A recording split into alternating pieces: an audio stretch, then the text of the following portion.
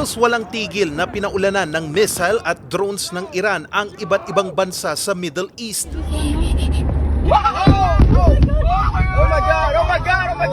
Parte pa rin yan ng paghiganti ng Iran sa ginawang pambobomba ng Estados Unidos at Israel noong Sabado, February 28. Pero ang Estados Unidos walang patid pa rin ang pag-atake nito sa Iran. Sa video na ito, pinalubog ng Estados Unidos ang lahat ng barko ng Iran sa Gulf of Oman. Pinasabog din ng Estados Unidos ang mga missile at air assets ng Iran. The mission of Operation Epic Fury is laser-focused.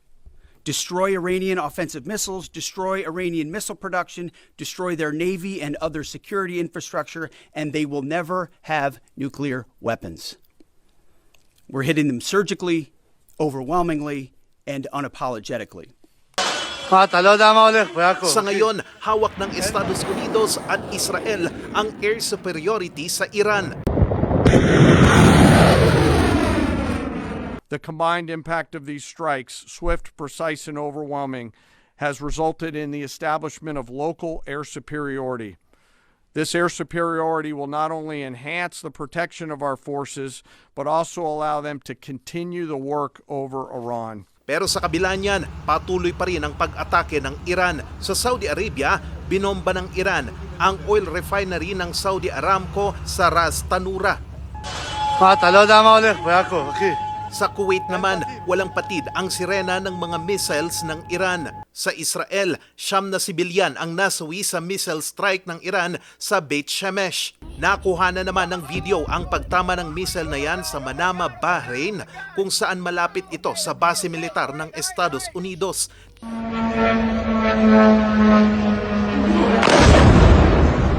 Tinamaan din ng Iranian drone ang high-rise building na yan sa Bahrain pa rin.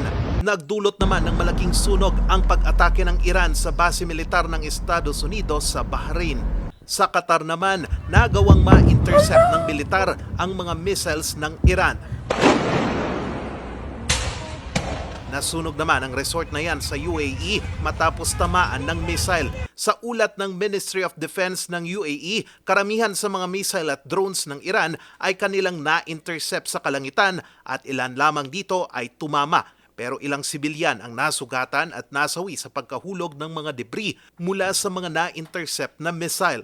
Sa kabila niyan, sumampa naman sa higit 500 ang nasawi sa Tehran, Iran mula sa mga pag-atake ng Estados Unidos at Israel habang nagluluksa pa rin ang bansa sa pagkamatay ng kanilang supreme leader na si Ayatollah Ali Khamenei. Umabot naman sa 6 na sundalo ng Estados Unidos ang nasawi. Determinado naman si US President Donald Trump na tapusin ang mga gawain ng Iran na suportahan ang terorismo sa iba't ibang bansa at ang ambisyon nitong magkaroon ng armas nuklear. Beginning, we projected 4 to 5 weeks, but we have capability to go far longer than that. We'll do it. Whatever somebody said today, they said, oh, well, the president wants to do it really quickly. After that, he'll get bored. I don't get bored.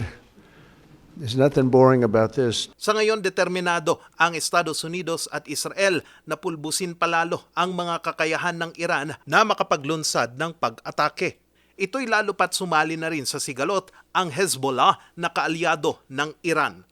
Charles Nicolimon, RNG News.